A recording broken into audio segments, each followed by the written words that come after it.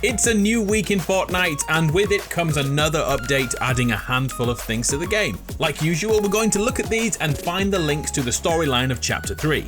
So sit your butt down for 5 minutes, slap in code ADAMARU to give my life purpose, and let's do this! Over the last month, the snow has slowly been pushed back by warmer weather, and finally Tilted Towers has returned. 4 years and 1 day since it was revealed in Chapter 1. One of the most beloved places for frag hunters. This version of Tilted is a blend of OG parts and a few updated assets too. It definitely feels more modern here. The five-a-side court has been renovated, some of the roads and pavements are much more shinier, and Pete's Pizza Pit is looking better than ever. For me though, the real wow moment is the return of no sweat insurance. This building has so much history behind it. It was renowned for constantly being destroyed and rebuilt over and over again in Chapter 1. This was until the Great Volcano Blast of May 2019. The entirety of Tilted Towers was blown up that day, except for one building, the No Sweat Insurance building. Inside they erected a diorama. It's identical to the one we saw in 2019 and depicts the history of Fortnite, from the asteroids which splashed down, to the Visitor's rocket, which we all thought was going to destroy Tilted Towers, and then the day Kevin the Cube rolled through the POI, and of course, the Volcano Blast too. A nice piece of history to the weird story we just can't get enough of, and another reference that history is repeating itself. It may be worth noting there's a crane in the waters outside Tilted too. I don't remember seeing it in Chapter 1, so I'm guessing this is more important in future weeks. And like usual, I'll let you know if anything changes.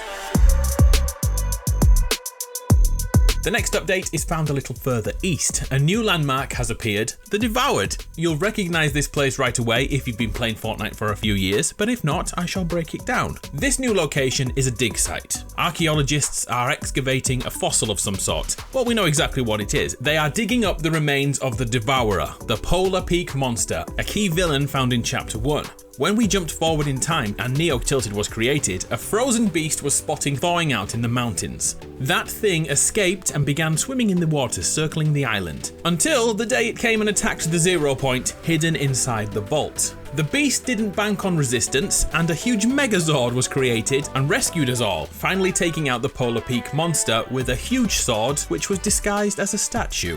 The sword stood proudly over the corpse until we were thrown into a black hole, and now 3 years later, the bones have definitely seen better days and the sword is now completely missing. So let's start to predict the future. What do you think will happen next? It's largely believed Singularity was the woman controlling the mech that day that defeated the monster, but following that fight, she left and ventured into space. And since then, we found out a bit more lore about the island. Although it's flat, it's still technically a planet floating out in space. This suggests Singularity is out there somewhere. We also know that the scientist has been pinging another member of the Seven called the Paradigm, and many of us believe she is Singularity. The narratives over the years are now starting to entwine. And also keep in mind, the mech's arm from that fight is currently in the water on the west side of the island too. This cannot be a coincidence. Something is going to happen with the mech and the monster again. Could this be a way for the scientist to bring back Paradigm to the Seven, or will the fallen beast somehow rise up again for round 2, prompting Singularity to return in her one-armed mech? I cannot wait to find out. I'm getting live event vibes. Right now though, it's simply an excavation site, which we will keep an eye on each week as they delve deeper. So please, click subscribe, because I'd really like to get to 2 million subs this year and impress my mum.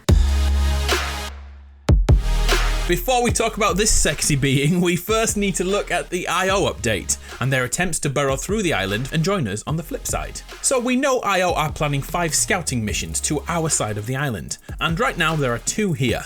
But there are a few changes at each location you should definitely see for yourself. Each of the drills has now opened up to reveal this piece of tech. A kind of listening device, maybe some sort of scanner or satellite transmission, where we can actually interact with a nearby computer, which was also updated today. Push the button and you'll be given a 60-second IO scan of nearby living beings and objects. IO are not rushing into a battle with the Seven, and instead are using reconnaissance and scouting missions to analyse this new world of threats and potential weaknesses. And that brings us nicely on to Klombos. A new type of dinosaur is roaming around the island. This unique species of dino have been hibernating since the island flipped. and now the snow is melting, they have awoken and are now enjoying a stroll around. These chaps are ravenous and will eat loot, so be careful what you leave on the ground. Klombos have this cool trick which sees their blowhole eject a weapon after overeating, making them a walking loot chest. Also, quick tip, if you need to relocate quickly, you can use that blowhole for a quick escape.